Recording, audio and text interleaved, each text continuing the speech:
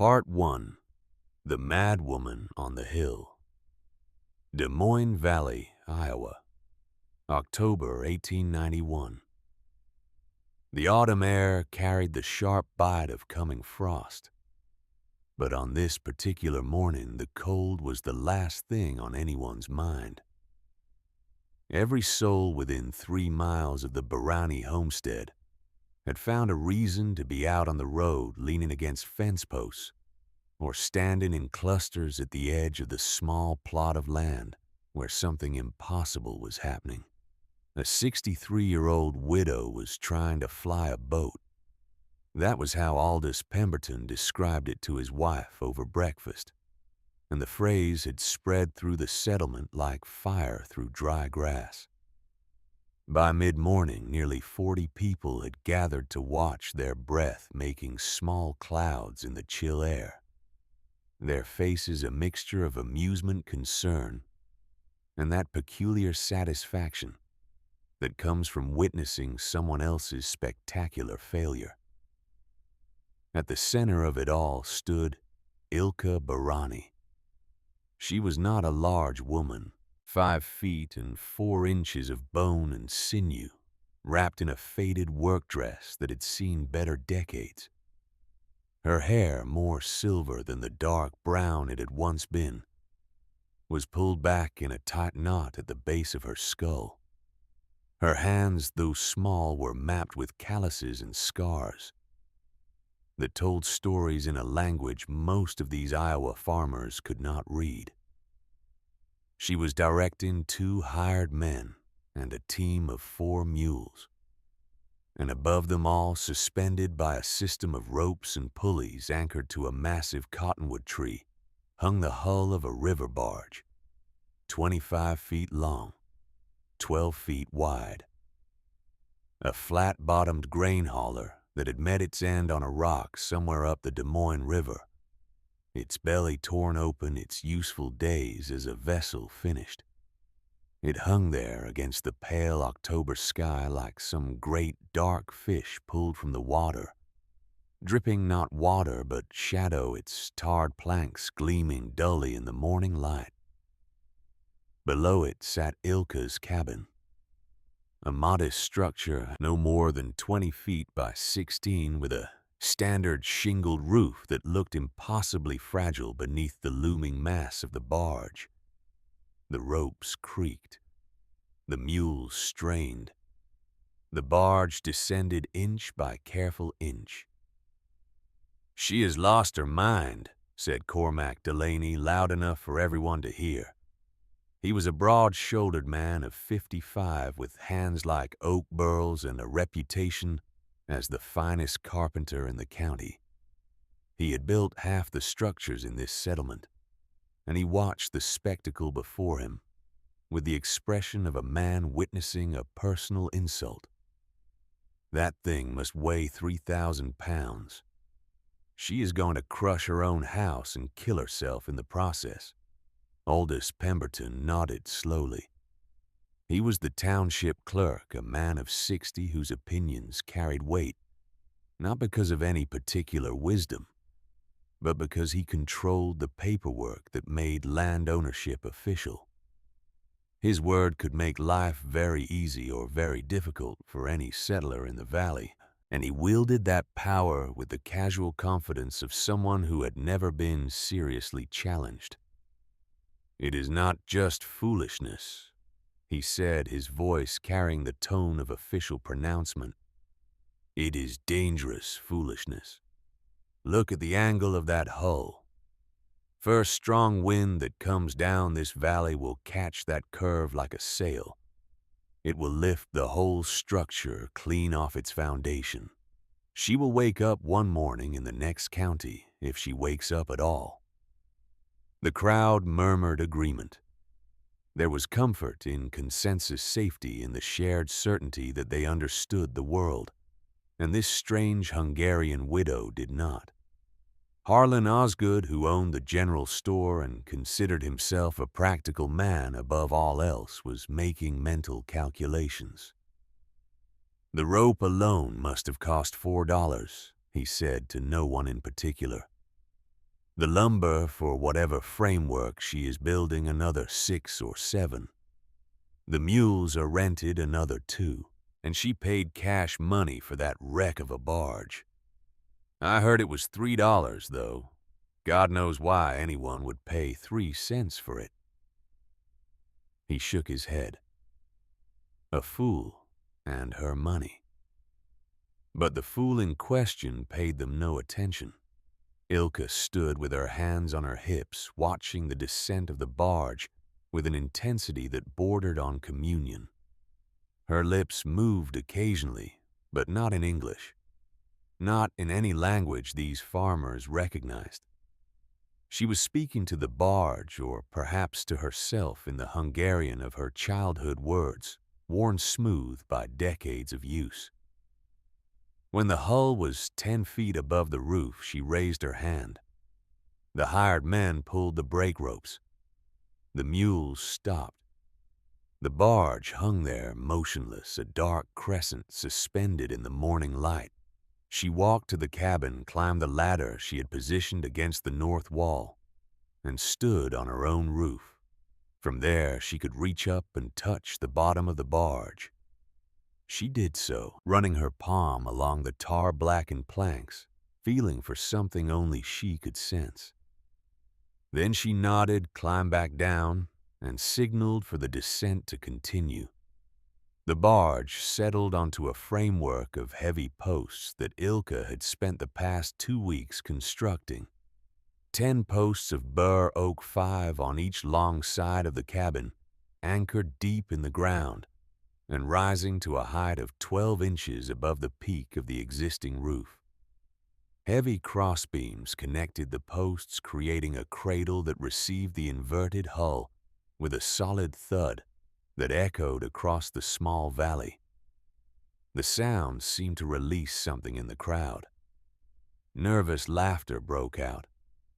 A few men applauded sarcastically. Children who had been watching with open mouths began to run around pretending to be boats. But Aldous Pemberton did not laugh. He walked forward past the edge of the crowd until he was standing at the boundary of Ilka's property. His boots were polished. His coat was buttoned against the chill. His face wore the expression of a man who has decided to be reasonable in the face of unreason. "Mrs. Barony," he called out.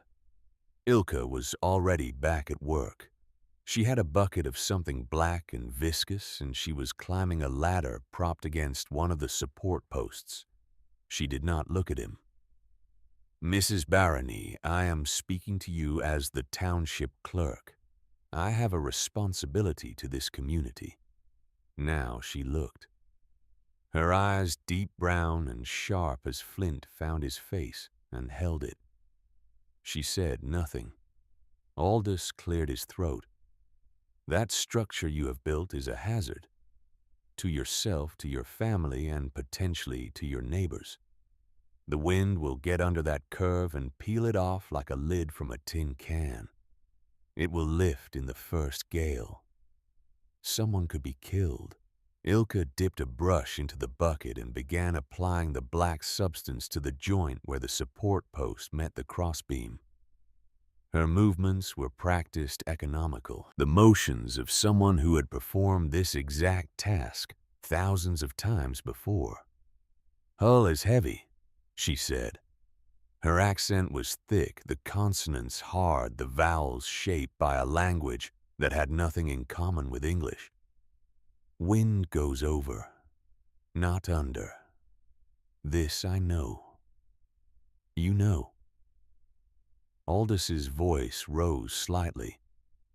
"Madam, I have lived in this valley for 22 years.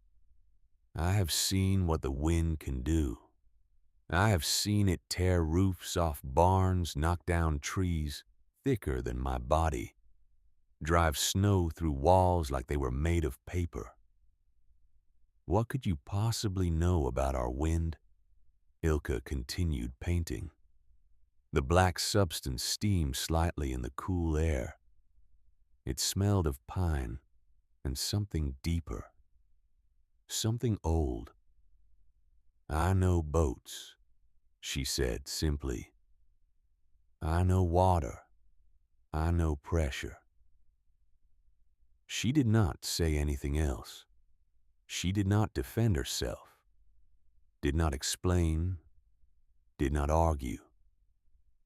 She simply continued her work, brushstroke after brushstroke, sealing the joint against some invasion that only she seemed to anticipate. Aldous stood there for a long moment, his face reddening. The crowd behind him was watching, waiting to see how their clerk would handle this defiance. But there was nothing to handle. The woman was not arguing with him. She was not challenging his authority. She was simply ignoring it. Finally, he turned on his heel and walked back to the crowd. "Mark my words," he said loud enough for everyone to hear. "When that thing comes down, and it will come down, I do not want to hear anyone saying we did not warn her. We did our duty. What happens next is on her own head." The crowd began to disperse, but slowly, reluctantly. There was more entertainment to be had here, and entertainment was scarce in the Des Moines Valley in October. But by noon, most of them had drifted away back to their own farms, their own preparations for winter, their own lives. Ilka worked on. She worked until the sun began to set, painting every joint, every seam, every inch of the framework that held the barge above her roof. When darkness made further work impossible, she climbed down, washed her hands in a bucket of water that had grown cold, and went inside. The cabin was warm. A fire burned in the small iron stove, and the smell of bread baking filled the air. Her daughter-in-law, Margaret, was stirring a pot of stew.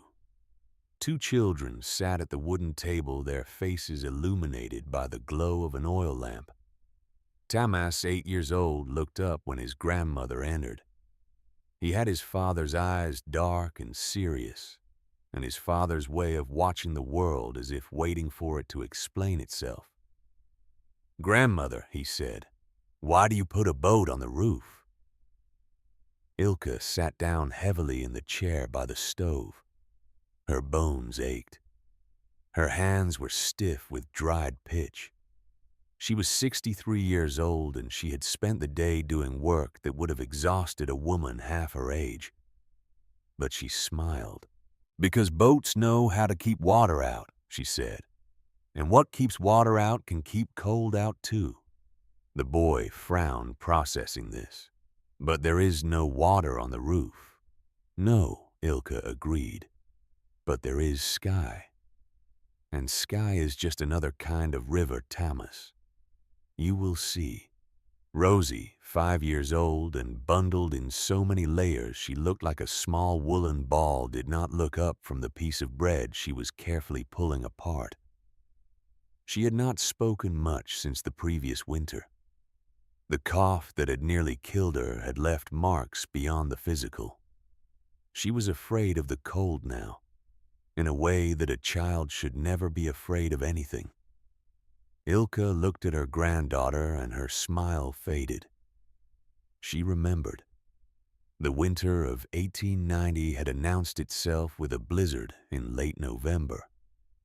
But that was not unusual. Blizzards came every year. The settlers, prepared for them, laid in stores of food and fuel, reinforced their barns and chicken coops. They knew how to survive, but survival was not the same as living. The cabin that Ilka and her family occupied had been built in a hurry the previous spring by a man who was eager to get his new land planted and had no time to waste on luxuries like proper insulation. The walls were solid enough, chinked with a mixture of mud and grass that kept out the worst of the drafts. The floor was packed earth covered with rough planks. The roof was standard frontier construction, rafters sheathing wooden shingles. It was designed to shed rain and support the weight of snow. It was never designed to hold heat. Ilka had known something was wrong from the first cold night. She had spent her working life in the shipyards of Budapest, and she knew what a properly sealed structure felt like. This cabin leaked, not water but warmth. She could feel it escaping, rising up through the thin ceiling, vanishing into the void above. The nails were the first sign. Iron nails driven through the ceiling boards from above, holding the sheathing to the rafters. On cold mornings, those nails became tiny points of frost. The warm, moist air from the family's breathing would rise, hit those frozen metal tips, and condense. The nails wept. By noon, long streaks of rust-colored water ran down the pale pine boards. The ice dams were worse. Heat escaping through the roof would melt the snow that accumulated there. The water would run down the shingles until it reached the eaves where the roof extended beyond the heated cabin. There, away from the rising warmth, the water would freeze again, building up layer upon glittering layer into a dam of ice that forced subsequent meltwater back up under the shingles, soaking the roof deck, dripping through the ceiling, rotting the wood from within. But the worst thing was the stove. They fed it constantly. Oak and hickory split by hand fed into the iron belly hour after hour. The stove glowed red at its base, radiating heat that made the air within arm's reach shimmer. And yet 2 feet from the stove, the air was cold. 5 feet away, breath was visible. Ilka understood why. She watched the smoke rise from the stovepipe, watched it vanish through the roof, and she knew that all their precious heat, the product of countless hours of chopping and splitting and hauling, was flowing straight up and out through that thin membrane of shingles lost to the indifferent sky. They were not heating their home. They were heating the atmosphere of Iowa. By January, the cold had become a living presence in the cabin. It crept under the door and through the walls. It descended from the ceiling like an invisible weight. The family slept in a single bed, all 4 of them piled together under every blanket they owned, sharing body heat because the stove could not keep them warm alone. And then Rosie got sick. It started with a cough. All the children in the valley had coughs that winter. The cold air, the wood smoke, the close quarters. Coughs were normal, but Rosie's cough deepened, rattled, became something that shook her small body with a violence that seemed impossible. Fever came next, then difficulty breathing, then the terrible blue tint around her lips that meant her lungs were failing to do their job. Ilka sat with her granddaughter for 3 days and nights. She held the small body against her own, trying to transfer warmth through sheer force of will.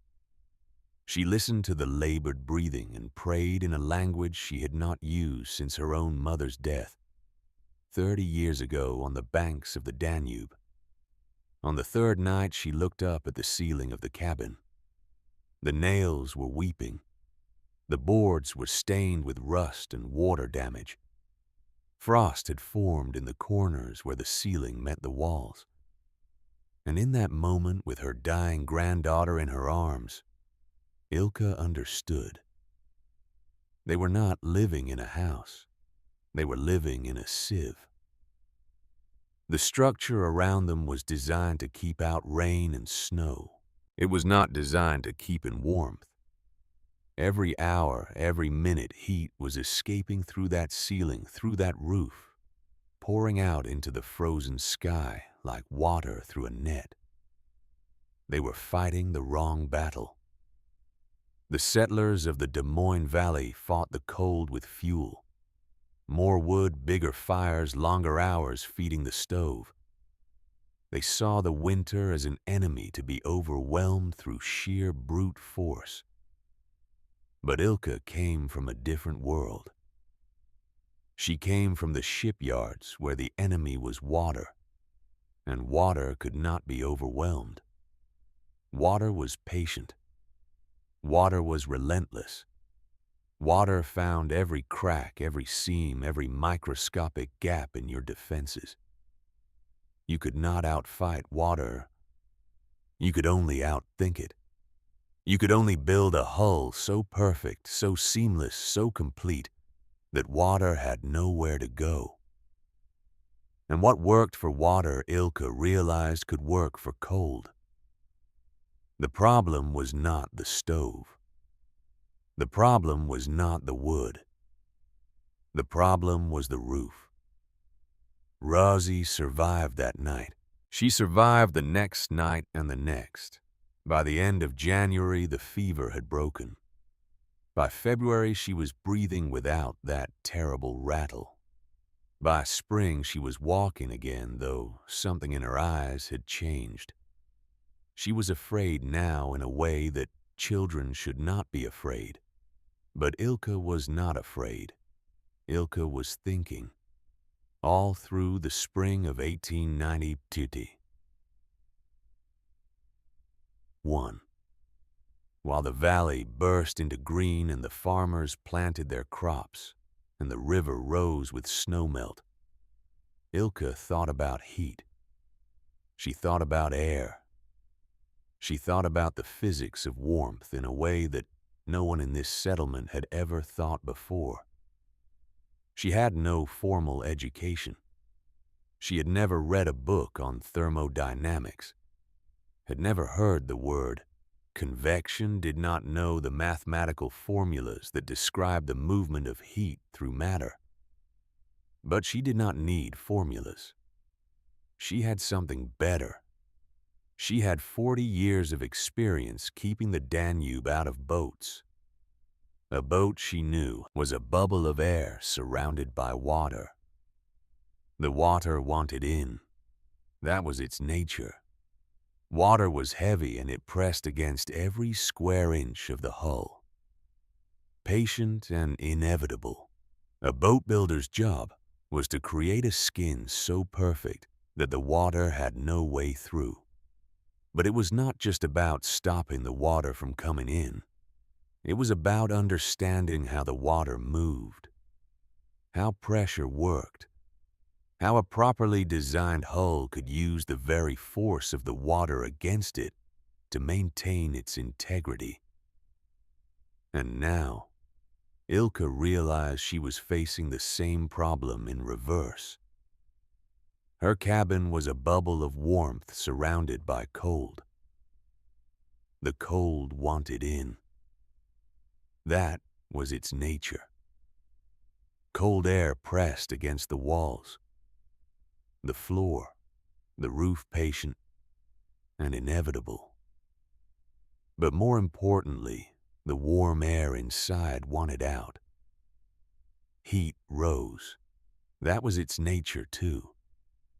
And the roof of the cabin, that thin layer of rafters and shingles, was nothing but a sieve through which the precious warmth escaped. She needed a hull, not a hull to keep water out, but a hull to keep warmth in. A second skin above the first, creating a barrier that the heat could not easily cross. The idea came to her fully formed the way solutions sometimes do after months of unconscious processing.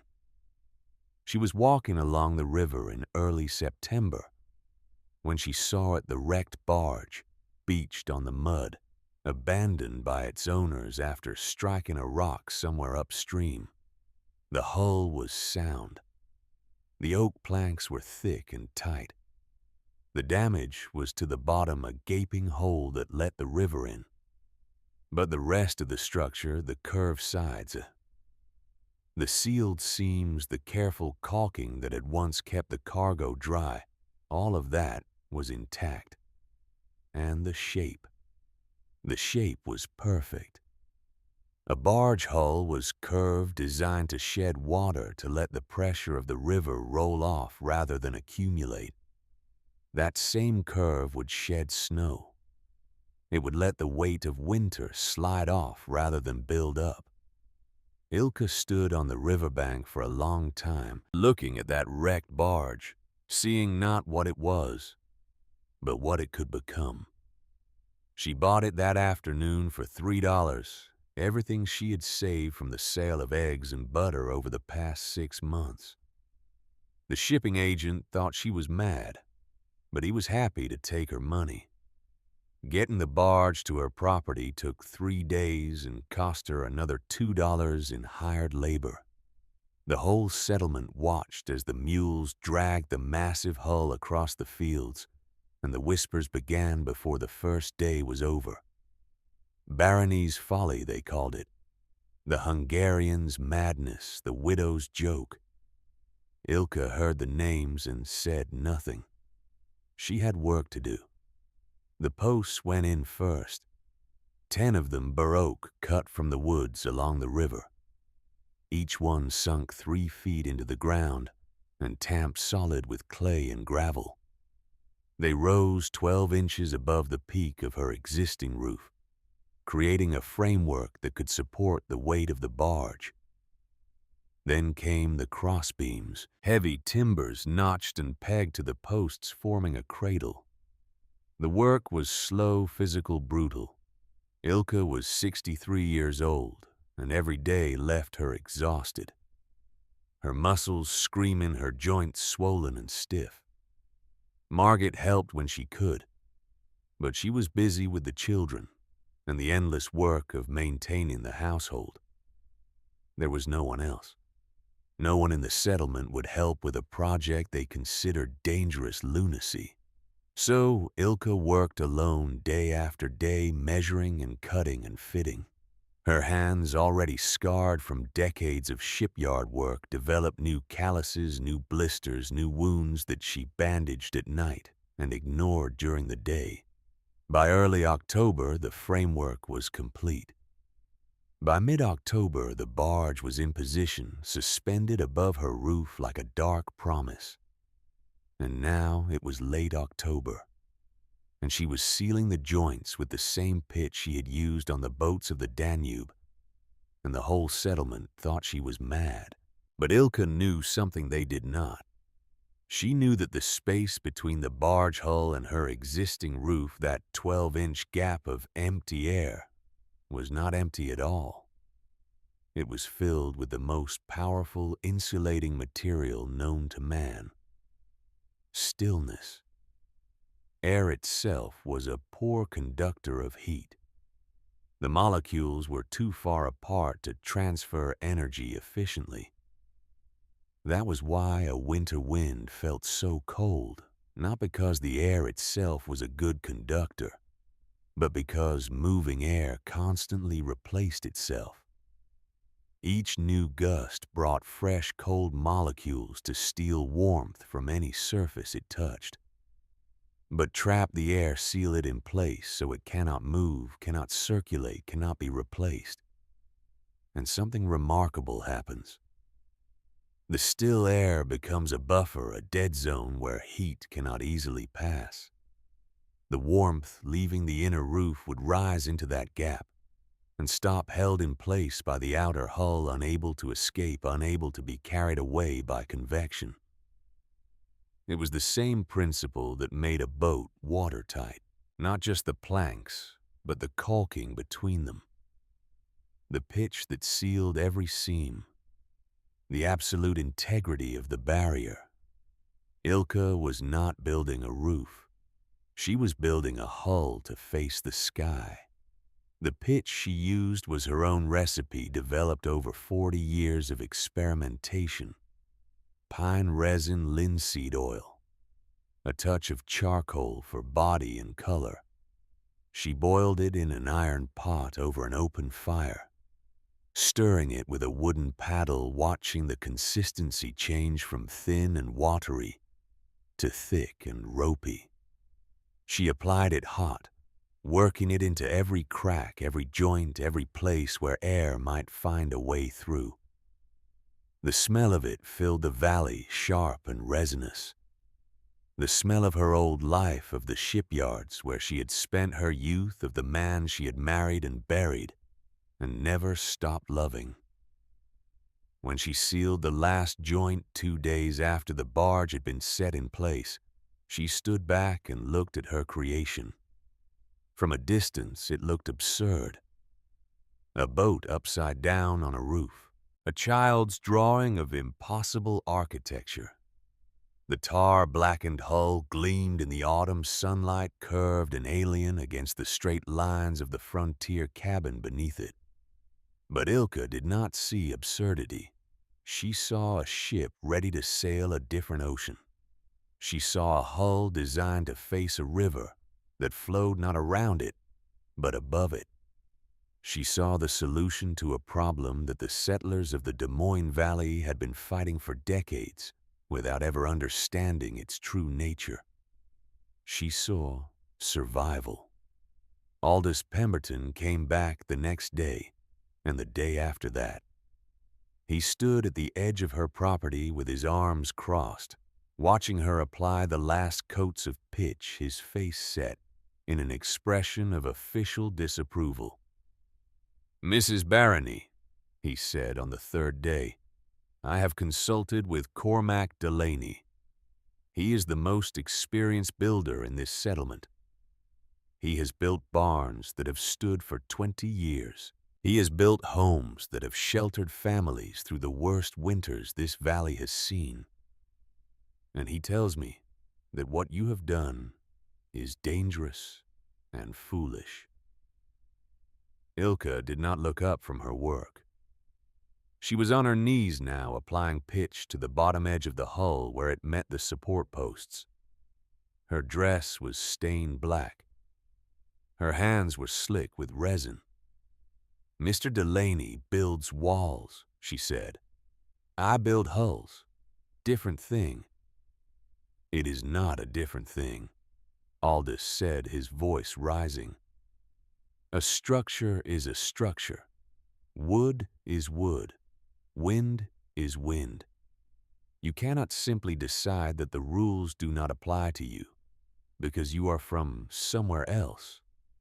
Ilka finished the section she was working on and stood slowly, her knees cracking. She looked at Aldous for a long moment, her dark eyes unreadable. "You have lived here 22 years, she said. "In that time, how many roofs have collapsed under snow?" Aldous frowned. "Several. The winter of 1880 was particularly bad. 3 barns lost their roofs that year. And how many homes have lost all their heat through the ceiling, no matter how much wood was burned in the stove? That is simply the nature of winter. It cannot be avoided. Can it not?" Ilka gestured at her creation, the dark hull gleaming above the cabin. "When you look at that, what do you see?" "I see a boat where a boat does not belong. I see a hazard to the community. I see—" "You see a boat," Ilka interrupted. "I see a roof that sheds snow like water. I see 12 inches of dead air that holds heat like wool. I see a structure that will keep my granddaughter alive through the winter that is coming." She paused, and when she spoke again, her voice was quieter but no less intense. "Last winter, Rosie almost died. The cold came through that roof like water through a net. I held her for 3 nights, feeling the heat leave her body unable to stop it. I made a promise to myself then. It would not happen again." She turned back to her work. "You may think me mad. That is your right. But when the snow comes and the cold comes and you are feeding your stove every hour, just to keep your family from freezing, you will understand. Or you will not. It does not matter to me. Aldous stood there for a moment longer, his face working through several expressions. Finally, he turned and walked away without another word. But Ilka had seen something in his eyes before he left. Not understanding, not agreement, but something else, doubt. The smallest, most fragile beginning of doubt. That night, after the children were asleep and Margit had gone to bed, Ilka sat by the stove and looked up at the ceiling of her cabin. The boards were still stained from the previous winter's damage. The nails still showed rust marks where they had wept. But above those boards, now above the rafters and the sheathing and the shingles, there was something new. A hull. A second skin. 12 inches of captured air that would not move, would not circulate, would not carry her precious warmth away into the indifferent sky. She did not know if it would work. She believed it would work. But belief and knowledge were different things, and the only test that mattered was the one that was coming. Winter was coming to the Des Moines Valley. And this year, for the first time in her life, Ilka Barani was ready for it. She closed her eyes and listened to the wind outside, testing the walls of her home, searching for weakness. Above her, the barge hull sat silent and waiting, its black bulk invisible in the darkness but present nonetheless. A ship on a sea of sky. A hull built to face a river that flowed not with water but with cold. An old woman's answer to a young country's problem. The settlement might call it madness, but Ilka knew what it really was. It was hope. Part 2. The Siege of Ice. November came to the Des Moines Valley like a thief, stealing the last warmth from the land 1 degree at a time. The fields that had blazed with autumn color faded to brown, then gray. Then the colorless nothing of a world waiting for snow. The river slowed, thickened, and by the end of the month, ice had begun to form along its banks. The settlers watched the sky and prepared. Harlan Osgood spent 3 weeks hauling wood from the forest along the river. His stockpile grew until it loomed larger than his barn, a mountain of split oak and hickory that represented hundreds of hours of labor. He looked at it with satisfaction, calculating that he had enough fuel to feed his stove through April if necessary. Cormac Delaney, the carpenter, approached the coming winter with the methodical precision that had made him the most respected builder in the settlement.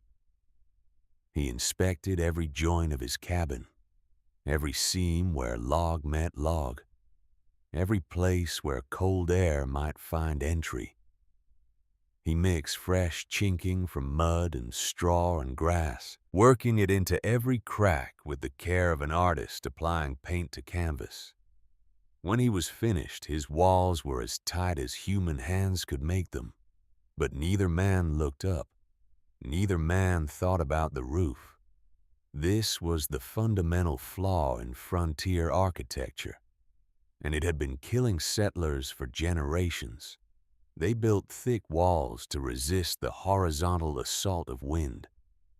They laid heavy floors to keep out the cold that rose from the frozen ground. But above them, that thin membrane of rafters and shingles remained unchanged, a thermal sieve through which their precious heat escaped, as surely as water through a net.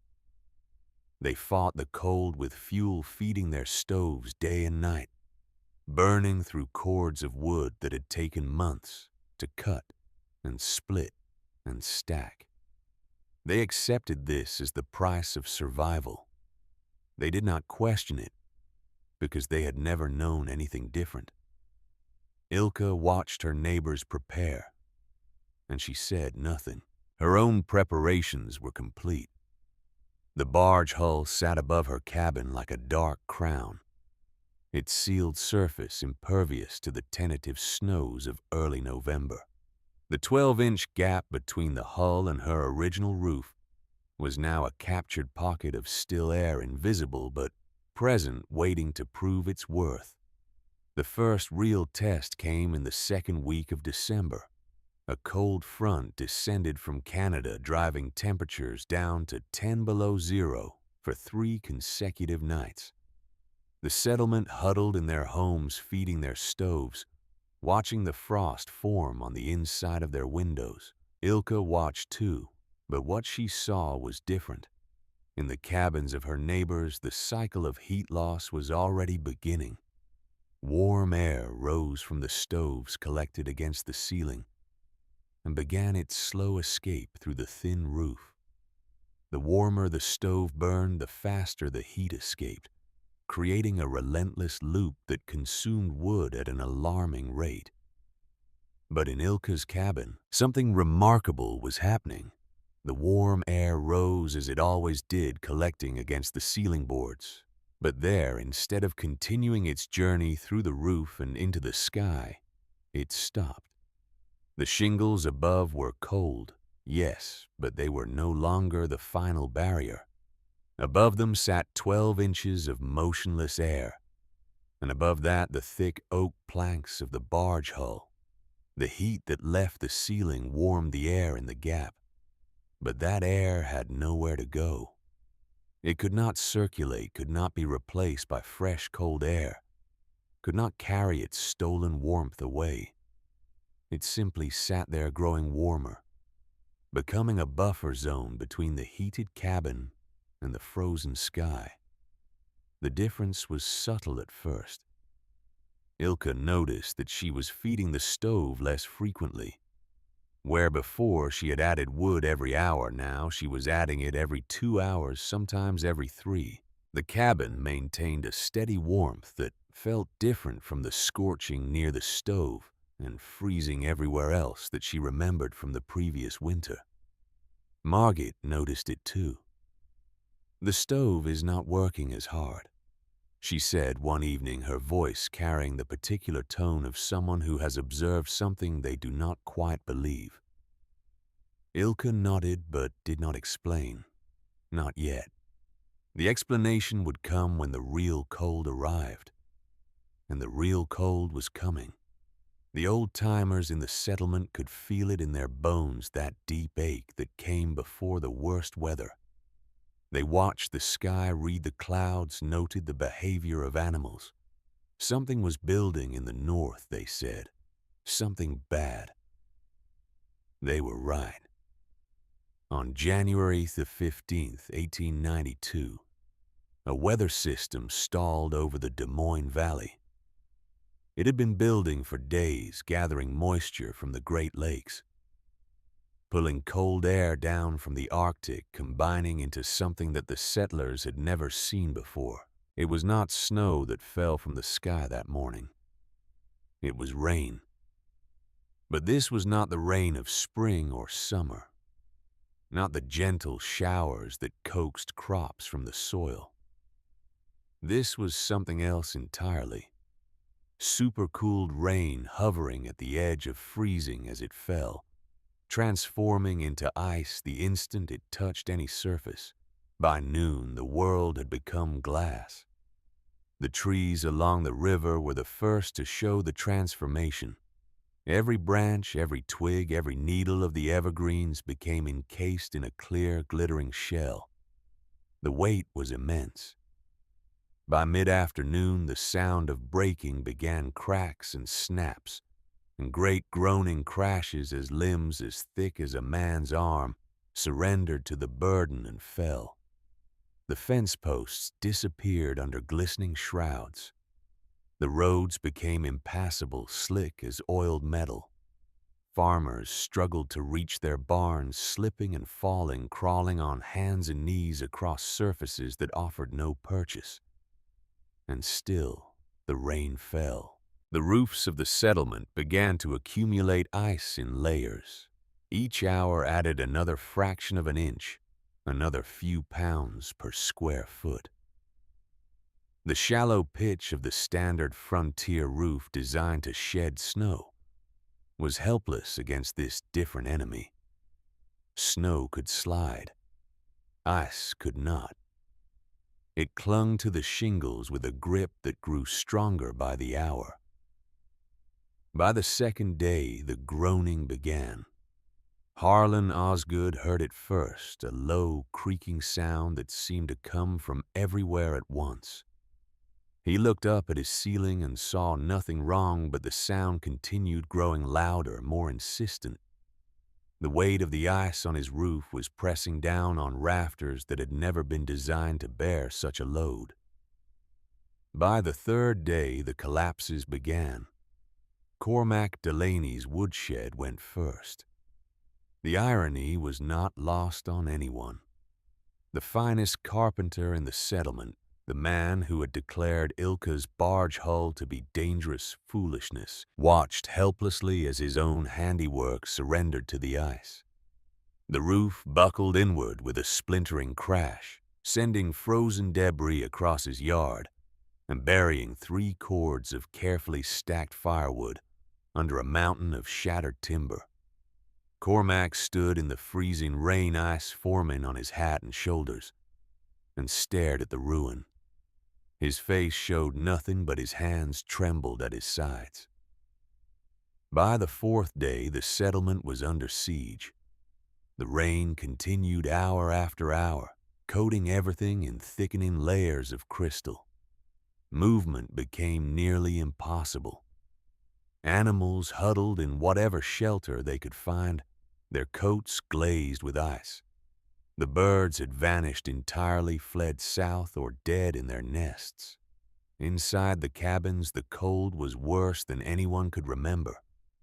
The ice on the roofs acted as a massive heat sink, pulling warmth from the structures below with relentless efficiency. The families fed their stoves at a furious rate, burning through their winter stockpiles far faster than they had planned. The heat that had taken hours to build dissipated in minutes, drawn up through the ceilings and into the frozen mass above. In the Osgood house, the children huddled together under every blanket. They owned their breath, visible even though the stove burned red hot. In the Delaney house, Cormac's wife boiled water continuously, trying to add humidity to air that had become so dry it cracked their lips and made breathing painful. In cabin after cabin, the same scene repeated. Families burning through their fuel at an unsustainable rate, watching the frost creep down their walls, feeling the cold press in from above like a physical weight. By the 5th day, the first real casualties appeared. Old Ansel Rutherford, who lived alone in a cabin at the edge of the settlement, was found by his neighbor frozen in his bed. His stove had gone cold sometime in the night, and the cold had taken him quickly after that. He was 74 years old. He had survived 30 winters in the Des Moines Valley. The ice storm killed him in 5 days. Silas Whitmore's barn began to sag ominously in the middle, its ridge beam bowing under thousands of pounds of accumulated weight. He could hear the wood creaking, could see the walls beginning to lean inward, but there was nothing he could do. Going outside was dangerous. Climbing onto the roof was suicide. He could only watch and pray. By the 7th day, the settlement had begun to accept that this storm was something beyond their experience, beyond their preparations, beyond their ability to fight. And through it all, on a small plot of land, on the hill above the valley, something impossible was happening. The rain fell on the barge hull exactly as it fell everywhere else. The supercooled droplets struck the tarred oak planks and began to freeze just as they froze on every other surface in the settlement. But the hull was curved, the shape that Ilka had recognized that day on the riverbank, the shape designed by generations of boat builders to shed water performed even more brilliantly with ice.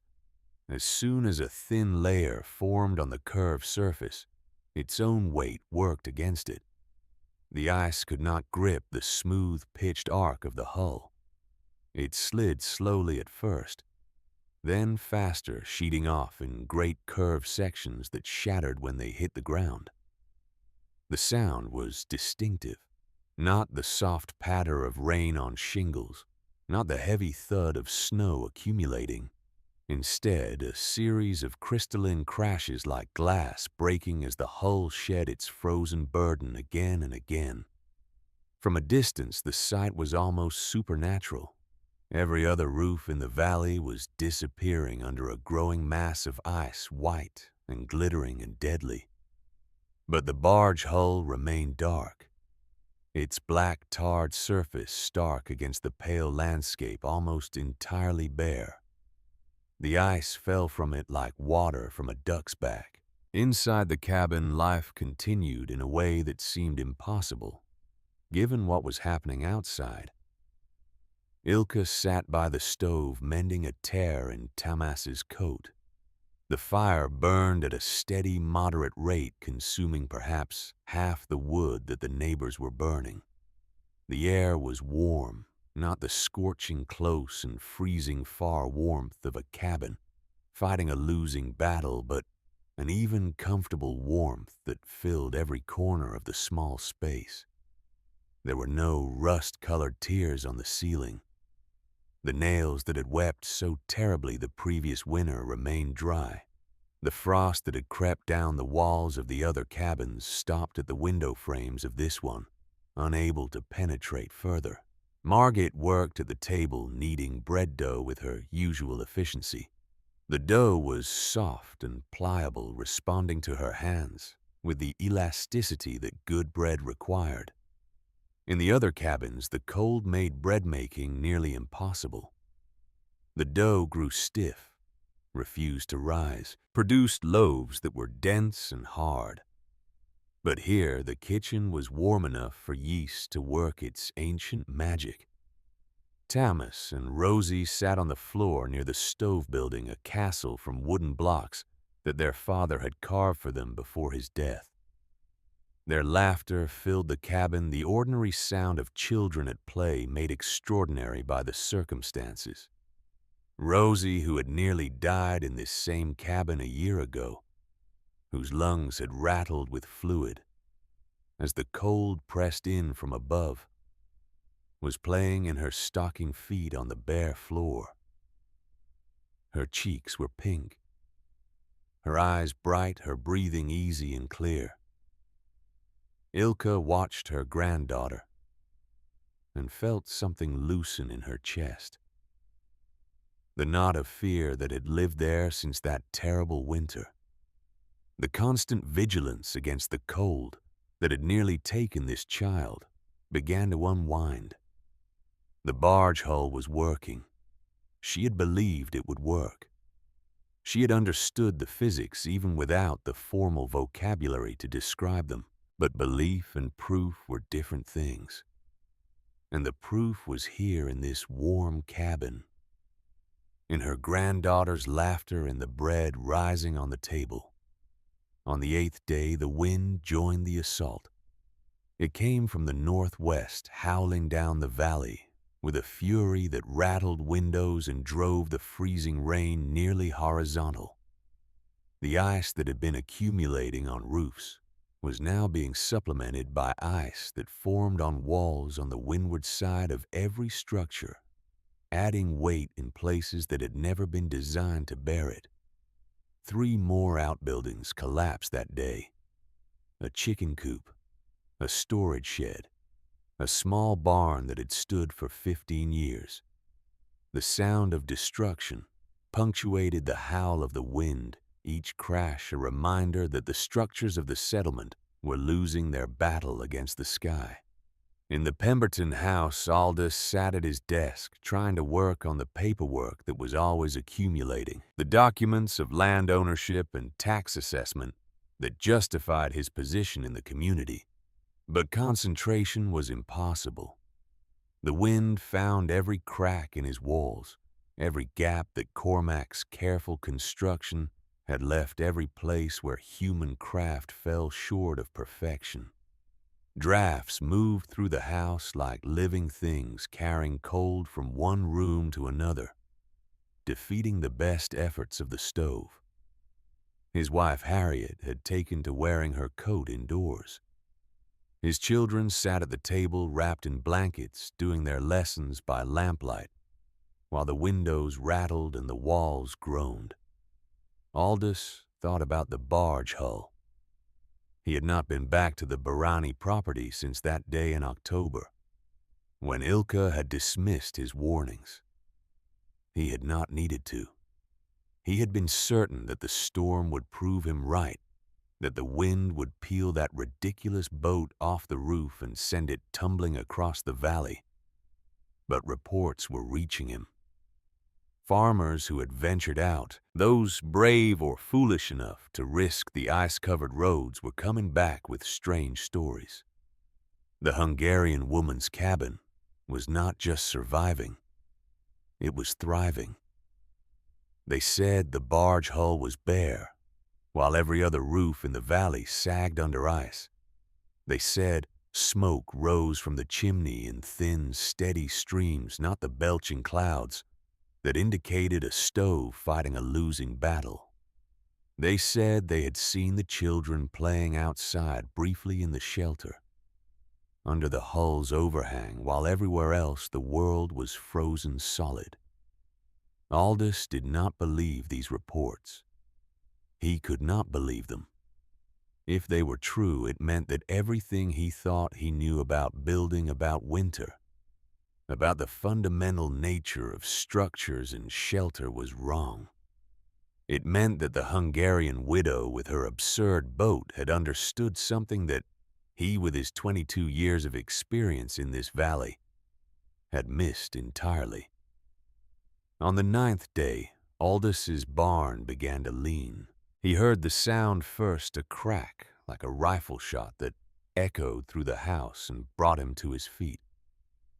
He ran to the window, ice crystals forming on the inside of the glass, and looked out at the structure that housed his 2 horses, his milk cow, and the tools he needed to work his land. The ridge beam was bowing. He could see it even through the rain, a visible sag in the center of the roof, where the accumulated weight was pressing down with more force than the wood could bear. He needed to do something. He needed to get out there, to somehow relieve the pressure, to shore up the beam before it gave way completely. But his tools were in the barn. He pulled on his coat, wrapped a scarf around his face, and opened the door. The cold hit him like a physical blow, stealing his breath, making his eyes water. The freezing rain pelted his exposed skin like tiny needles. He stepped outside and immediately went down his boots, finding no purchase on the ice-covered ground. He crawled back to the door, his hands and knees already aching from the cold, and pulled himself back inside. He could not reach the barn. He could not save it. He could only watch through the window as the roof continued to sag, as his animals shifted nervously in their stalls, as everything he had built threatened to come down around them. On the 10th day, the barn collapsed. The horses had been moved to a neighbor's structure the day before, led through the ice one careful step at a time. The cow had not survived the journey. She had slipped, fallen, broken her leg on the frozen ground. Aldous had been forced to put her down with a bullet from his rifle, standing over her body in the freezing rain ice, forming on his coat and hat. When the barn went, it went quickly. One moment it was standing sagging but intact. The next, the ridge beams snapped with a sound like thunder, and the entire structure folded inward, collapsing upon itself in a cloud of snow and debris that hung in the air for long seconds before settling. Aldous watched from his window, his face expressionless, his hands clenched at his sides. 22 years. 22 years of building, of accumulating, of establishing himself as a man of substance in this community. And the sky was taking it all away, one structure at a time. He thought again of the barge hull. On the 11th day, Cormac Delaney came to his door. The carpenter's face was haggard, his eyes red-rimmed from lack of sleep, and the constant smoke of a stove burning at full capacity. He stood in Aldous' doorway, ice forming on his beard, and spoke words that seemed to cost him physical pain. "I was wrong." Aldous stared at him. "About what?" "About the Hungarian woman. About her hull." Cormac shook his head, ice crystals falling from his hat. "I went up there yesterday. I had to see for myself." "You went out in this." "I had to know." Cormac's voice was barely above a whisper. "My shed is gone. My smokehouse is listing. The ice is a foot thick on my cabin roof, and I can hear the rafters creaking every time the wind blows. I had to know how she was surviving." He paused, his eyes distant, seeing something that was not in Aldous' doorway.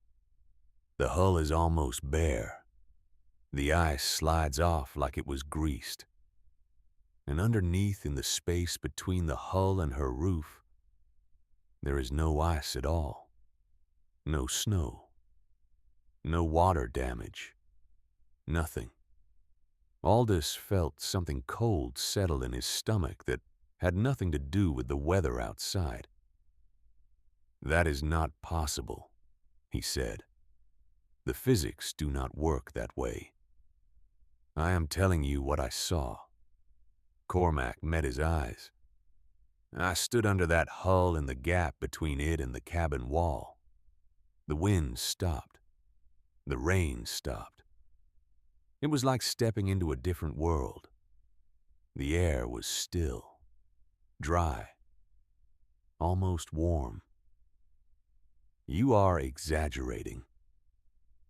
"I am not." Cormac's voice hardened. "I have built structures in this valley for 30 years. I know what I know. And I am telling you that the Hungarian woman has built something I do not understand. Something that works." He turned to go, then stopped. "You were wrong too, Aldous. We were all wrong. And if this storm does not break soon, being wrong might be the death of us." He walked away into the freezing rain, leaving Aldous standing in his doorway, the cold pressing in around him. On the 12th day, the storm delivered its final blow. The ice rain had stopped sometime in the night, but the damage was done.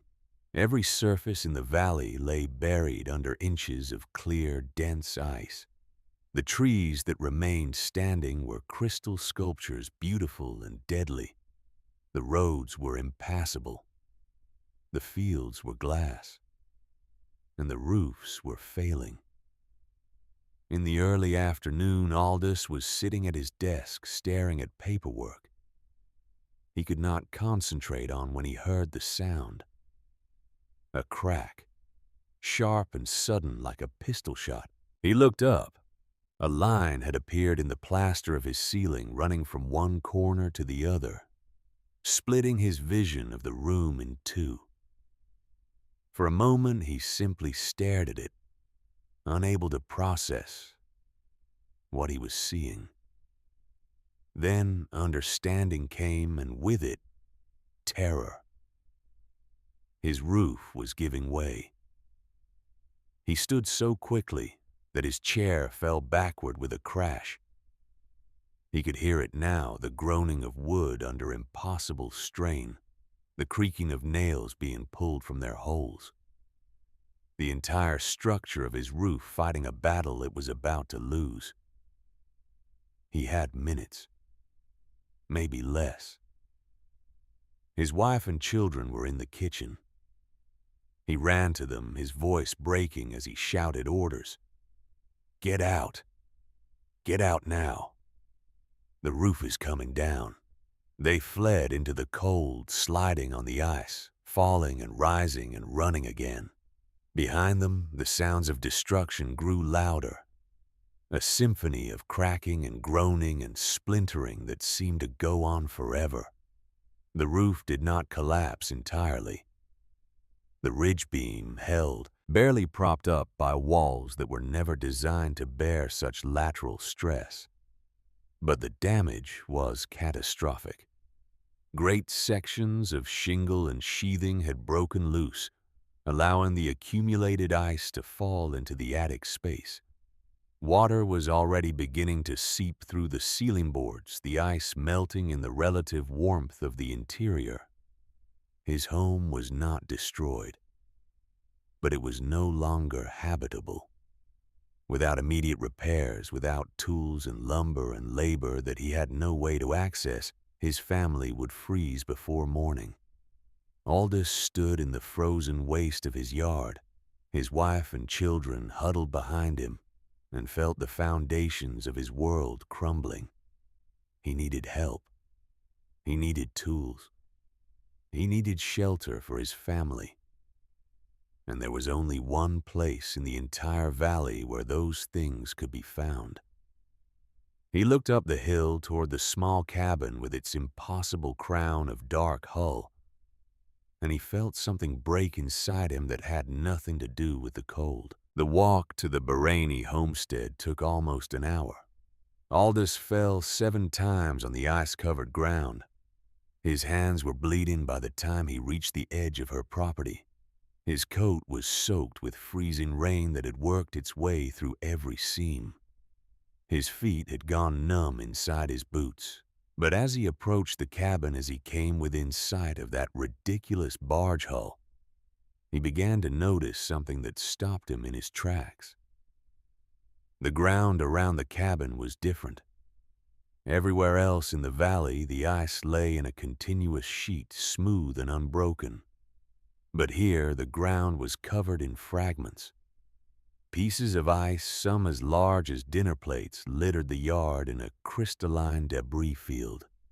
They had clearly fallen from above from the hull that arched over the cabin, and they had shattered on impact. The hull itself was almost entirely bare. A thin glaze of ice coated its surface, but nothing like the foot-thick accumulation that burdened every other roof in the settlement.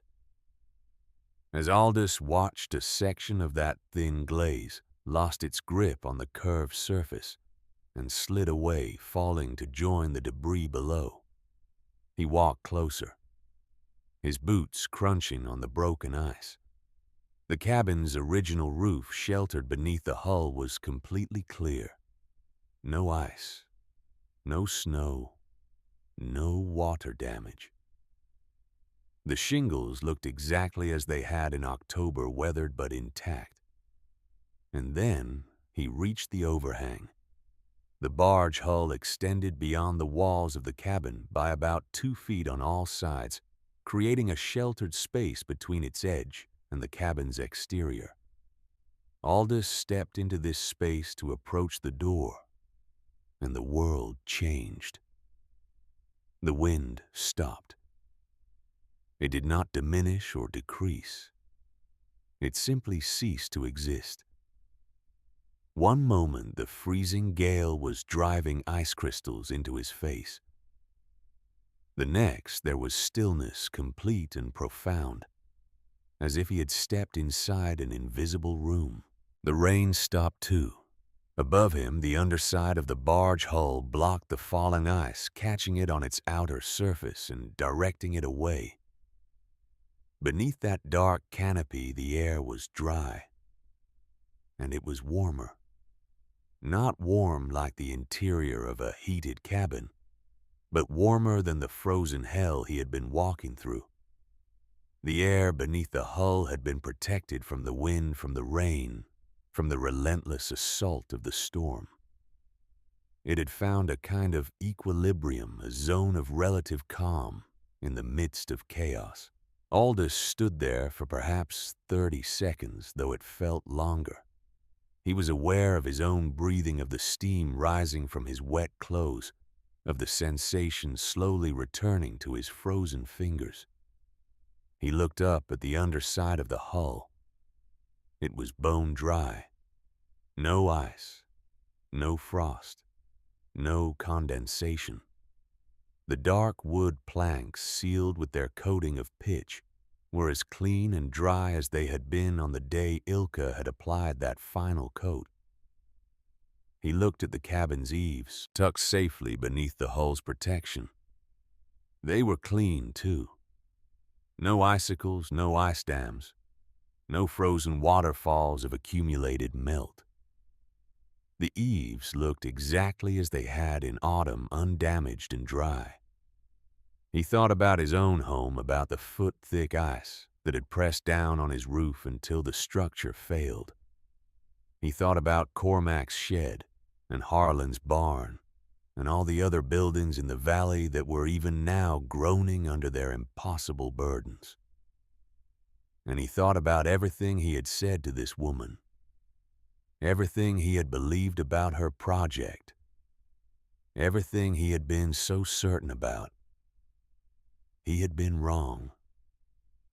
Not a little wrong, not partially wrong, but completely and fundamentally wrong about everything. The barge hull worked. It worked better than anything he had ever seen, better than any structure in the valley, better than the accumulated wisdom of 22 years of frontier living. The Hungarian widow had understood something that he had missed entirely. Aldous Pemberton Township Clerk, arbiter of land disputes, voice of official authority in the Des Moines Valley, raised his fist and knocked on the door of the cabin he had once threatened to condemn. The door opened. Ilka Barani stood there, her dark eyes finding his face and holding it.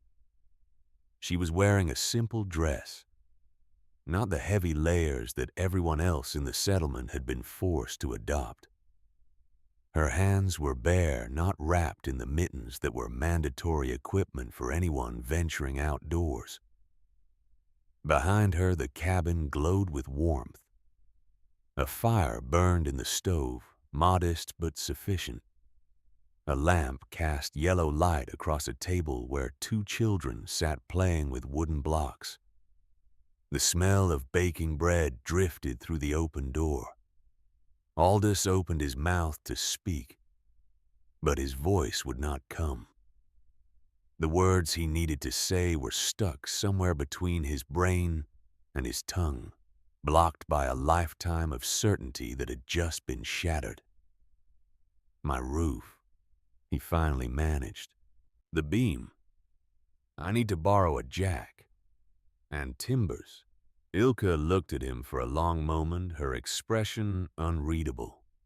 She saw the ice melting in his hair, the blood on his hands, the desperation in his eyes.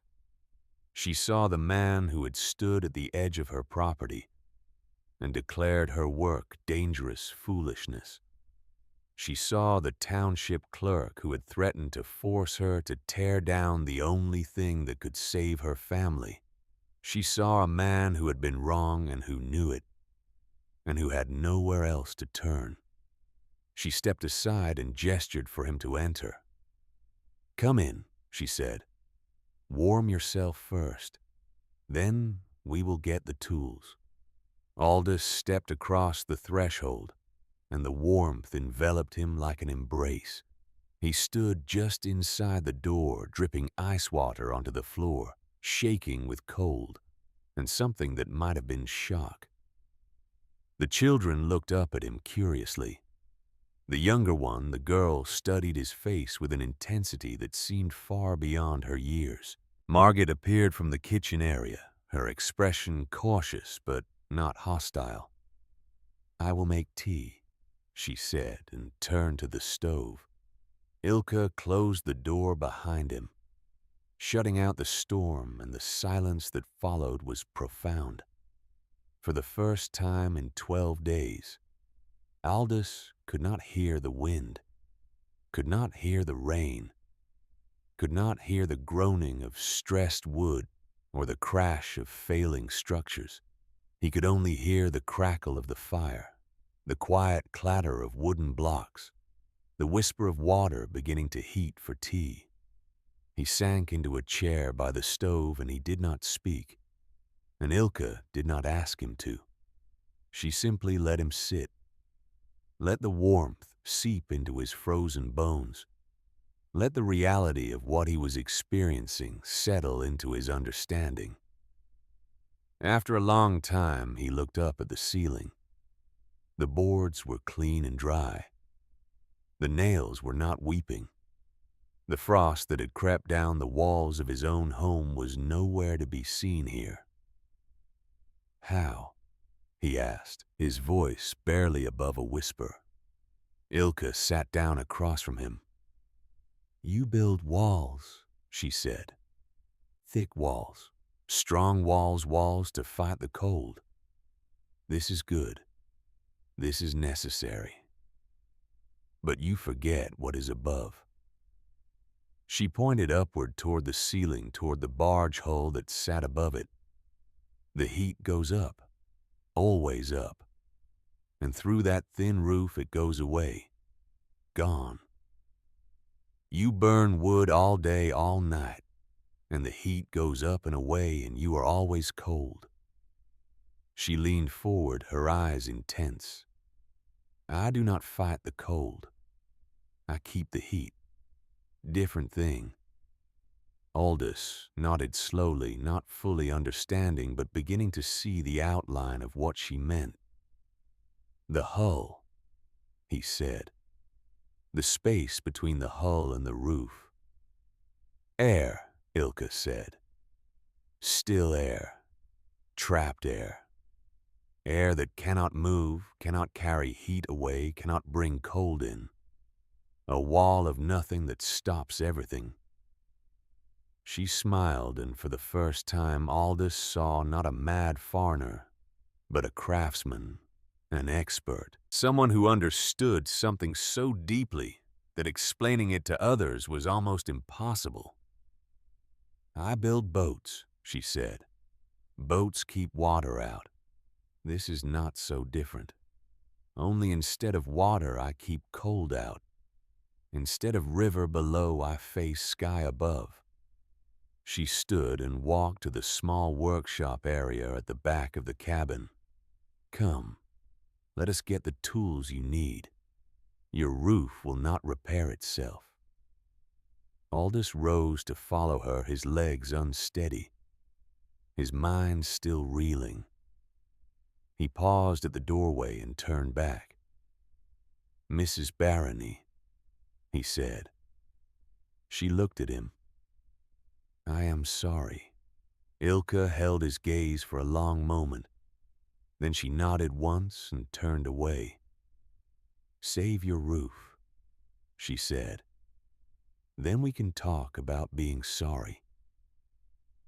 Part 3. The Legacy. The tools were heavy in Aldous Pemberton's arms as he made his way back down the hill. A jack 2 lengths of timber, a bag of iron wedges. Ilka had offered more, had offered to send her daughter-in-law's help. But Aldous had refused. He had taken enough from this woman. He would not take more than he absolutely needed. The walk back was easier than the walk up, though, not by much. The ice still covered everything, still made every step a negotiation with gravity. But something had changed in Aldous. The desperation that had driven him up the hill had been replaced by something else. Not hope exactly. Something quieter than hope. Something that felt like the first tentative stirrings of understanding. He worked through the night on his roof. Cormac Delaney came to help, and then Harlan Osgood, and by midnight there were 4 men working by lantern light, jacking up the sagging ridge beam, wedging timbers into place, creating a temporary structure that would hold until proper repairs could be made in spring. They did not talk much. The work was too demanding, the cold too bitter. the situation too desperate for conversation. But in the small hours of the morning, when the beam was finally stabilized and the immediate danger had passed, Cormac sat down on an overturned bucket and looked at Aldous. "You went to the Hungarian woman." It was not a question. Aldous nodded, too tired to be defensive. "She helped you." Another nod. Cormac was quiet for a long moment. Then he said, "I owe her an apology. I told everyone her hull would rot, that she was building a trap for moisture and mold. I was certain of it." "We were all certain," Aldous said. "We were all wrong." "How does it work?" This from Harlan, who had been listening in silence. "I have been thinking about it all night, and I cannot figure it out. A boat on a roof. It makes no sense." Aldous closed his eyes, remembering the warmth of Ilka's cabin. The stillness beneath the hull, the clean, dry wood where ice and frost should have been. She said it was about keeping the heat in, not fighting the cold out. She said the space between the hull and the roof, the air trapped there, acts like a wall of nothing that stops everything. Harlan frowned. "That cannot be right. Air is not a wall. Air is nothing." "Nothing that does not move," Aldous said. That was what she said. Still air. Trapped air. Air that cannot carry heat away or bring cold in. The three men sat in silence, turning this over in their minds. It went against everything they thought they knew about building, about winter, about the fundamental nature of shelter. And yet the evidence was undeniable. Their roofs had failed. Hers had not. The ice storm broke on the 13th day.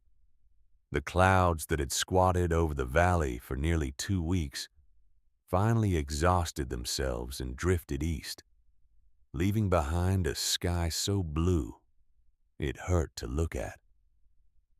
The sun emerged brilliant and cold and began the slow work of melting the frozen world. But the damage was done. As the ice retreated, it revealed the full scope of the destruction. Roofs had collapsed throughout the settlement. Barns, sheds, chicken coops, smokehouses. Even some of the cabins showed significant damage. Their ridge beams bowed or broken, their shingles torn away by the weight of the ice. The cost in lumber alone would be staggering. The cost in labor and time, in the disruption to planting and livestock, and the 100 other demands of frontier life was incalculable. And the cost in fuel had been worse than anyone had anticipated. Harlan Osgood, who had spent the autumn building a woodpile larger than his barn, had burned through more than half of it in 13 days. Other families had fared even worse. Some had begun burning furniture, by the end feeding their stoves with chairs and tables and bed frames in a desperate attempt to stay alive. Old Ansel Rutherford was not the only casualty. 2 others had died, both elderly, both living alone, both overwhelmed by a storm that had exceeded anything in living memory. The settlement gathered to bury them in the frozen ground, chipping through ice and soil with pickaxes, saying words over graves that felt inadequate to the moment. And through it all, on her small plot of land, on the hill, Ilka Barani's cabin stood untouched. The contrast was impossible to ignore. People began making excuses to walk past her property to see for themselves what the storm had done, or rather what it had failed to do. They saw the debris field of shattered ice that surrounded the cabin, evidence of the hull's continuous shedding. They saw the clean, dry eaves, The undamaged shingles, the structure that looked exactly as it had before the storm began. They saw Ilka herself going about her daily work feeding chickens that had survived in their small coop beneath the hull's overhang, drawing water from a well that had not frozen, because it too was sheltered by the extended edge of the barge. Some of them stopped to talk. Ilka answered their questions with the same calm directness she had shown Aldous, explaining the principle in simple terms, drawing diagrams in the snow with a stick when words failed to convey her meaning. Others watched from a distance, not ready to admit that they had been wrong, but unable to deny the evidence of their own eyes. Aldous Pemberton was the first to speak publicly. It happened at the general store 3 days after the storm broke. A group of settlers had gathered there, as they often did, sharing news and gossip, comparing notes on the damage-making plans for the rebuilding that would consume the spring. Harlan was behind the counter tallying orders for lumber and nails that would need to be placed with suppliers in Des Moines. The room was crowded, perhaps 20 people, most of them nursing cups of coffee that Harlan had begun offering for free, as a gesture of community solidarity. Someone mentioned the Barani cabin. There were nods, murmurs, the shuffling of feet that indicated a topic everyone was thinking about, but no one wanted to address directly. Then Aldous stood up. The room went quiet. The township clerk did not often make speeches, but when he spoke, people listened. His word carried weight. "I went to her," he said. "On the 12th day of the storm. My roof was failing. I needed tools and no one else had any to spare." He paused, looking around the room, meeting the eyes of his neighbors one by one. "I thought I knew everything about building in this valley. 22 years I have lived here. 22 years of watching structures go up and come down, of learning what works and what does not. And I was certain, absolutely certain, that the Hungarian woman's barge hull was foolishness." He shook his head slowly. "I was wrong." The murmurs grew louder, but Aldous raised his hand for silence. "I stood beneath that hull in the space between it and her cabin wall. The wind stopped. The rain stopped. The air was still and dry, almost warm. I looked up and saw wood that was clean and undamaged, while my own roof was collapsing under ice." He took a breath. "She helped me. She gave me the tools I needed to save my home, and she asked for nothing in return. Not an apology, not an acknowledgement, nothing. She just helped."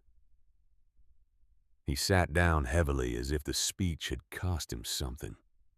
The room was silent for a long moment. Then Cormac Delaney stood. "I was wrong too," he said. "I told everyone her hull would rot from trapped moisture.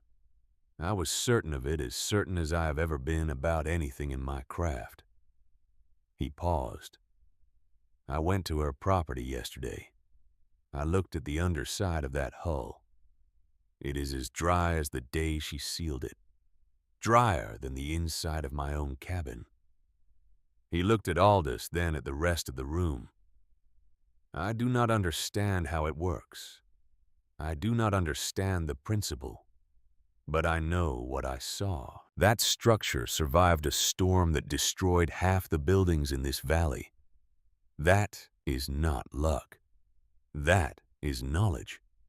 Knowledge that we do not have." More people began to speak. Stories emerged, comparisons, calculations. Someone had measured the ice accumulation on various roofs before the collapse. 4 inches on a gentle slope. 6 inches on a steeper pitch. 12 inches on some of the larger barns. But on Ilka's barge hull, never more than half an inch. The curved surface had shed the ice as fast as it formed. Someone else had tracked fuel consumption. The average cabin in the settlement had burned through 3 times its normal weekly wood supply during the storm. Some had burned 4 times as much.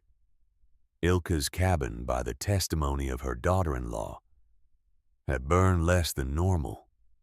The hull was doing something that went beyond simply shedding ice. It was holding heat in a way that defied conventional understanding. By the end of the meeting, an informal consensus had emerged. The settlement needed to learn from the Hungarian woman. Pride could wait. Survival came first. Aldous volunteered to approach her formally. He walked up the hill the next morning, this time by choice rather than desperation. The ice was melting now, revealing the brown grass beneath, making the footing treacherous, but no longer impossible. He carried nothing in his hands but his hat, which he held rather than wearing a gesture of respect that felt inadequate but was all he had to offer. Ilka was working outside when he arrived, patching a section of her chicken coop that had suffered minor damage despite its sheltered location. She saw him coming and straightened her expression neutral, waiting. "Mrs. Barani," Aldous said, stopping at a respectful distance. "I have come to ask you something." Ilka set down her hammer and wiped her hands on her apron. "Ask." "The settlement would like to learn from you. We would like to understand how your hull works, why it survived when our structures did not. We would like to know if the principle can be applied to other buildings." Ilka considered this for a moment. Then she gestured toward a rough wooden bench that sat against the cabin wall beneath the overhang of the barge hull. "Sit," she said. "I will explain." They sat together in the stillness beneath the hull, and Ilka talked. She talked about air, about how it moved and why. She talked about heat, about how it rose and escaped through every crack and gap in a conventional roof. She talked about convection, though she did not use that word, describing instead the invisible river of warm air that flowed constantly upward, carrying precious warmth away to the indifferent sky. She talked about the Danube, about the boats she had helped build and maintain, about the art of creating a skin so perfect that water could not find a way through. She talked about pressure, about how a properly designed hull did not fight the water, but worked with it, using the very force that tried to destroy it to maintain its integrity. And she talked about the space between the hull and the roof, the 12 inches of captured air. That was the true heart of her design. "Still, air does not move," she said. "It cannot carry heat away. It sits there trapped and becomes like a wall. Not a wall of wood or stone, but a wall of nothing. Nothing that stops everything." She drew diagrams in the dirt with a stick showing the flow of heat in a conventional cabin versus the barrier effect of her trapped airspace. She explained why the sealed edges were critical, why any gap that allowed circulation would defeat the purpose entirely. Aldous listened, asking questions, taking notes on a piece of paper he had brought for the purpose. Some of what she said made immediate sense. Other parts required him to think in ways he had never thought before, to see the invisible movements of air and heat that shaped the world around him. When she finished, he sat in silence for a long moment. "This knowledge," he said finally, "where did it come from? Did someone teach you, or did you discover it yourself?" Ilka smiled, the first genuine smile Aldous had seen from her. "Both," she said. "I learned boats from my husband. 40 years of boats. How to seal a seam, how to make a hull that a water cannot enter. But this, she gestured at the barge above them. This I learned from my granddaughter. Aldous frowned. The child taught you this? No. The child showed me what I needed to do. She almost died last winter in a cabin where the heat escaped through the roof like water through a net. I held her for 3 nights, feeling the warmth leave her body, unable to stop it. Ilka's eyes grew distant, seeing something that was not in the present. I made a promise to myself then. I would build a hull, not to keep water out, but to keep warmth in. The same knowledge used in a different way. She looked at Aldous. That is how knowledge works, I think. We learn one thing, and if we are wise, we see how it can become another thing. The Danube taught me to seal boats. The Iowa winter taught me to seal a house. The news of Ilka's design spread through the settlement, then beyond. Farmers talked to other farmers. Merchants discussed it with their suppliers in Des Moines. The story of the Hungarian widow's barge hull began to travel, carried by word of mouth along the network of roads and rivers that connected the frontier communities. In early March, a stranger arrived at the Barani homestead. His name was Captain Declan Vance, and he commanded a steamboat that ran the Des Moines River between Keokuk and the Northern Territories. He was a tall man, weathered by years on the water, with hands that bore the calluses of someone who had spent a lifetime working with rope and wood and canvas. He had heard the story at the river landing in Ottumwa, a version that had grown somewhat in the telling, and he had made a detour of 30 miles to see for himself. Ilka received him with the cautious hospitality she showed to all strangers, but her wariness melted when he began to speak of boats. Captain Vance understood hulls. He had spent 40 years studying them, repairing them, learning their strengths and weaknesses. He knew, as Ilka knew, that a properly designed hull was not just a barrier but a system, a complex interaction of shape and material and seal that worked together to create something greater than the sum of its parts. When he looked at the barge hull on Ilka's roof, he did not see madness. He saw genius. They walked around the structure together, Ilka explaining her design, while the captain asked questions that showed he truly understood what he was hearing. He noted the curve of the hull, how it had been positioned to shed weight rather than accumulate it. He examined the pitch ceiling, testing its integrity with a thumbnail, nodding in approval at its resilience. When he crawled beneath the overhang and looked up at the underside of the hull, he stayed there for a long time, studying the clean, dry wood, thinking. The dead airspace, he said, finally emerging from beneath the structure. That is the heart of it. The hull sheds the weather, but the trapped air holds the warmth. Ilka nodded. And the seal perimeter, he continued. That is what makes it work. Any breach in that seal and you lose the stillness. The air begins to circulate and the insulation effect vanishes. You understand, Ilka said. It was not a question. I build boats, Captain Vance said, echoing her earlier words. This is not so different. Only instead of water you are holding back cold. Instead of the river below you face the sky above.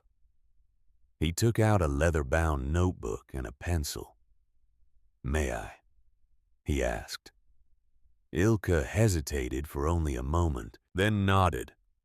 Captain Vance spent 3 hours at the Barani homestead, sketching the structure from multiple angles, taking measurements, recording dimensions. He asked questions about the framework, The attachment points the specific mixture of pitch that Ilka had used. He listened carefully to her answers, writing everything down in a precise, careful hand. When he finished, he closed the notebook and looked at Ilka. "This design should be known," he said. "There are families all along this river, all across this territory, who lose their battle with winter every year. They burn through their fuel. They lose their livestock. They watch their children sicken from the cold that comes through their roofs. This could save them."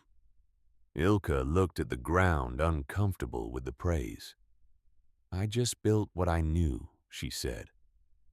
"I did not think about saving anyone but my own family." "That is how it always begins," Captain Vance said. "Someone solves a problem for themselves, and the solution becomes a gift to everyone else. Will you allow me to share your design, to show it to others who might benefit?" Ilka considered this for a long moment. Then she nodded. "Show them," she said. "But tell them the truth. Tell them it is not magic. It is knowledge. Knowledge that can be learned if they are willing to learn." Captain Vance tucked the notebook into his coat. "I will tell them," he said. "I will show them the drawings and explain the principle. And I will tell them that a 63-year-old widow from Hungary built this with her own hands, and that it survived a storm that destroyed half the buildings in the valley." He tipped his hat. "They will want to know your name." "What should I tell them?" Ilka thought about this. "Tell them it does not matter who built it," she said. "Tell them what matters is that it works. Tell them to build their own, and to change it, and to make it better. That is how knowledge grows." Captain Vance smiled. "I will tell them exactly that," he said. "But I will also tell them your name. Some knowledge deserves to be remembered alongside the person who discovered it." He left the next morning, his steamboat churning south toward Keokuk Ilka's design, tucked safely in his breast pocket. Over the following months, Captain Vance was as good as his word. At every landing along the Des Moines River, he showed the sketches to anyone who would look. Burlington, Keokuk, Davenport, Muscatine, Dubuque. He found farmers and builders, merchants and clerks, anyone who had struggled through an Iowa winter and wondered if there was a better way. The story of the Hungarian widow's hull roof became a kind of legend along the river. Some believed it immediately, recognizing the principle from their own experience with boats and water. Others were skeptical, unable to accept that something so simple could work so well. But the sketches circulated. Copies were made, passed from hand to hand, pinned to the walls of general stores and discussed over drinks in riverside taverns. The idea was out in the world now, moving on its own gathering momentum. By autumn, the first variations began to appear. A farmer in Burlington built a curved frame of bent oak and covered it with sheets of tin, creating a lightweight version of Ilka's design that could be assembled without an actual barge hull. He reported a significant reduction in fuel consumption. That first winter, though not quite as dramatic as the original. A carpenter in Muscatine experimented with different air gap depths, trying 12 inches, then 18, then 6. He found that 12 inches, Ilka's original specification, provided the best balance of insulation and structural integrity. A merchant in Dubuque combined the curved roof concept with a system of interior baffles that further reduced convection, creating what he called a thermal maze. that trapped heat even more effectively than the original design. The knowledge was growing, changing, improving. People were taking Ilka's idea and making it their own, adapting it to their circumstances, finding new applications she had never imagined. Ilka heard about these developments through letters that began arriving at her homestead, carried by the river mail. Strangers wrote to thank her, to ask questions, to share their own modifications and improvements. Some sent small gifts, tokens of appreciation from people she would never meet. She read every letter, answered every question, and felt something she had not felt since her husband's death. Purpose. She had come to Iowa as a refugee, a widow following her son's family to a land she did not understand. She had lost that son on the journey, had arrived in this strange place with nothing but her skills and her memories and her desperate love for the grandchildren, who were all she had left. She had built the hull to save them, to keep them warm through the killing winters, to honor a promise she had made to herself on the night she thought Rosie would die. But the hull had become something more than she had intended. It had become a gift not just to her family, but to everyone who received it. The knowledge she had carried across an ocean, the skills she had learned in the shipyards of Budapest, had found a new purpose in this new world. She was 63 years old. She had thought her useful days were behind her, that she had nothing left to contribute but the slow decline into infirmity and death. She had been wrong. Spring came to the Des Moines Valley, and with it the full accounting of the ice storm's destruction. The settlement had lost 11 structures entirely. 23 more had suffered significant damage. The cost of rebuilding would consume most of the community's resources for the next 2 years. But as the settlers began the slow work of reconstruction, something new was appearing among the familiar patterns of frontier architecture. Aldous Pemberton's new barn featured a curved roof, supported by a framework of bent oak with a sealed 12-inch air gap between the outer skin and the interior ceiling. He had spent the winter studying Ilka's design, questioning her about every detail, and he had become something of an evangelist for the principle. Cormac Delaney had incorporated elements of the design into 3 new structures he built. That spring, experimenting with different materials and configurations, his reputation as the finest carpenter in the settlement had only grown since the storm. Not because he had avoided error, but because he had been willing to learn from it. Even Harlan Osgood, the practical merchant who calculated everything in dollars and cents, had added a curved overhang to his store, creating a sheltered space that customers appreciated and that reduced his heating costs by nearly a third. The settlement was changing. Ilka could see it in the roof lines, in the new shapes that were appearing among the old familiar forms. Her design was becoming part of the landscape, woven into the fabric of the community, like a new thread in an old cloth. On a warm evening in May, Ilka sat on the bench beneath her barge hull and watched the sun set over the valley. Rosie sat beside her, the girl who had almost died 2 winters ago, now healthy and growing her cheeks pink with the warmth of the season. Grandmother, Rosie said, "Why do the other houses look different now?"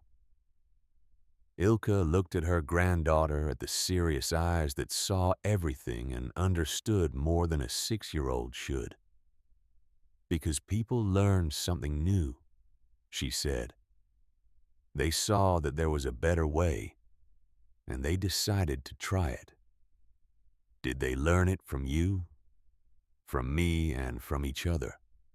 That is how knowledge works. One person discovers something and then others take it and change it and make it their own. It becomes bigger than any one person could make it. Rosie considered this. Is that why you built the boat on the roof, to teach people? Ilka smiled. No, I built it to keep you warm, to keep you safe. Everything else came after.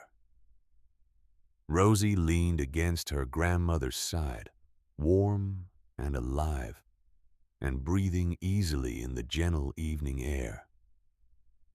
I am glad you built it, she said. So am I. They sat together in the stillness beneath the hull, watching the light fade from the sky, feeling the warmth of the spring evening and the warmth of each other's presence. In the valley below the settlement was preparing for night. Lamps were being lit. Fires were being banked. Families were gathering for the evening meal. Tomorrow there would be work, the endless work of frontier life, planting and building and maintaining the fragile structures that kept the wilderness at bay. But tonight there was peace. The terrible winter was behind them. The ice storm had come and gone, leaving destruction in its wake, but also something new. Knowledge, understanding, a different way of seeing the problem that had plagued frontier settlers for generations. Ilka thought about the men who had settled this valley before her, the thick-walled fortresses they had built to fight the cold. They had seen the sky as an enemy, a vast and unpredictable source of wind and snow and killing frost.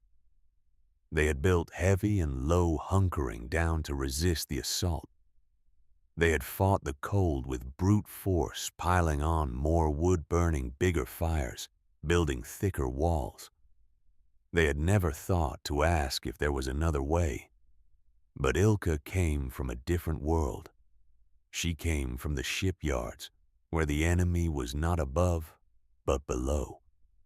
She understood pressure, the patient, insidious force that found every weakness and exploited it. She knew that you could not overpower water. You could only outthink it. You could only build a hull so perfect, so seamless, so complete, that the river had nowhere to go. And what worked for water, she had discovered, worked for cold. The settlers had looked up at the sky and seen an enemy to be fought. Ilka had looked up and seen a river of cold air flowing like water, carrying warmth away like a current carrying debris. A river that could not be dammed or diverted, but could be held at bay by a hull designed to face it. She had not invented this principle. She had simply applied knowledge she already possessed to a problem she had never faced before. That was all innovation ever was, she thought. The creative transfer of understanding from one domain to another. The Danube had taught her to seal boats. Iowa had taught her to seal a house. And now that knowledge was spreading, moving out along the rivers and roads, carried by captains and farmers and travelers who had seen something that worked and wanted to share it. By next winter, dozens of new structures would incorporate some version of her design. By the winter after that, hundreds. She would not live to see how far the idea would travel, how many homes it would warm, how many lives it would save. But she did not need to see it. The knowledge was out in the world now, growing and changing and adapting. It would outlive her as all good ideas outlive their originators. That was enough. Rosie had fallen asleep against her side, her breathing slow and even. Ilka looked down at her granddaughter, at the face that was so like her father's, at the child who represented everything she had left of her son. 2 winters ago, this child had nearly died in her arms, and Ilka had been helpless to save her. The cold had pressed in from above, stealing warmth faster than the stove could replace it, and all Ilka could do was hold on and pray. But she had done more than pray. She had thought. She had remembered. She had reached back into her past and found the knowledge that would become their salvation. She had built a hull to face the sky, and the sky for once had not won. Ilka lifted her granddaughter gently and carried her inside into the warm cabin that smelled of bread and wood smoke, into the home that would stay warm through whatever winters were yet to come. She laid Rosie in her bed and pulled the blanket up to her chin. The child murmured something in her sleep, then settled her face peaceful. Ilka stood there for a moment looking down at her. Then she turned and walked to the window looking out at the night sky. The stars were emerging pinpricks of cold light in the vast darkness above. Somewhere up there, the river of air was flowing, carrying cold from the Arctic down across the plains, pressing against every roof and wall in the valley. But not here. Not in this cabin.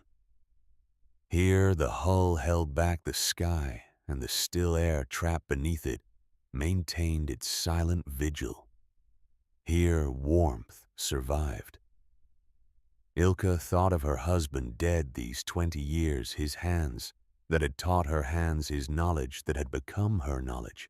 She thought of her son, buried in an unmarked grave, somewhere between New York and Iowa, lost to the journey that was supposed to be the beginning of a new life. She thought of all the dead, and all the living and all the children who would grow up warm because of what she had built.